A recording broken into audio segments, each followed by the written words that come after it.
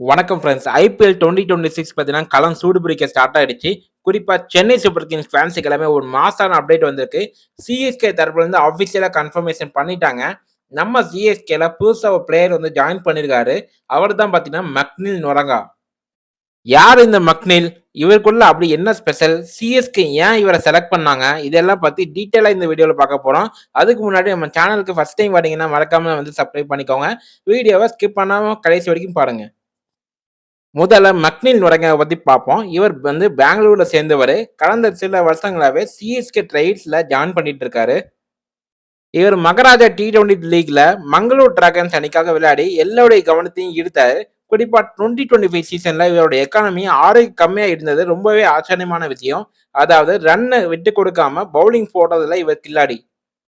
மக்னில் வந்து வெறும் பவுலர் மட்டும் கிடையாது. இவர் ஒரு பயங்கரமான ஹிட்டரு. இவரோட பேட்டிங் ஸ்டைல் பத்தி சொல்லணும்னா, பயமே இல்லாம அதிரடியா ஆடக்கூடியவரு. லோக்கல் மேட்ச் 1ல வெறும் 28 பால்ல செஞ்சுரி அடிச்சு மிரட்டியிருக்காரு. அது மட்டும் இல்லாம திருப்பூர் அணிக்கு எதிராக டொமஸ்டிக் மேட்ச்ல 345 ரன்னை குவிச்சு ரெக்கார்டை கிரியேட் பண்ணியிருக்காரு. குறிப்பா ஸ்பின்னுக்கு எதிராக இவர் ஆட்டம் வந்து ரொம்பவே டேஞ்சரா இருக்கும். லாங் சிக்ஸர்களை அசால்ட்டா அடிக்கக்கூடிய திறமை வந்து இவர்கிட்ட இருக்கு. சிஎஸ்கேவை பொறுத்தவரை அவங்களுக்கு எப்பவுமே மிடில் ஆர்டர்ல ஒரு நல்ல ஆல்ரவுண்டர் வந்து தேவைப்படுவாங்க. மக்னீர் ஒரு பக்க ஆல்ரவுண்டர். பேட்டிங்ல பார்த்தீங்கன்னா அதிரடி காட்டுவாரு. அதே சமயம் ஆஃப் ஸ்பின் வந்து பவுலிங்கும் இவர்கிட்ட இருக்கு. ராமகிருஷ்ணா கோஸ்க்கு பதிலாக தான் ரீப்ளேஸ்மெண்ட் பிளேயரா தான் வந்து மக்னீல் உள்ள வந்திருக்காரு. சிஎஸ்கேவோட மிடில் ஆர்டர் இப்ப கொஞ்சம் தடுமாற்றத்துல இருக்கிறதுனால மக்னீலோட வந்து வருகை வந்து சிஎஸ்கேக்கு பெரிய பலமா அமையும். சிஎஸ்கே மேனேஜ்மெண்ட் எப்பவுமே டேலண்ட் இருக்க பிளேயர்ஸை சரியா அடையாளம் கண்டுபிடிச்சு அவங்களுக்கு வந்து வாய்ப்பு கொடுப்பாங்க. மக்னில் தொடங்க அந்த வரிசையில ஒரு பெரிய தாக்கத்தை வந்து ஏற்படுத்துவார்னு நம்பலாம்.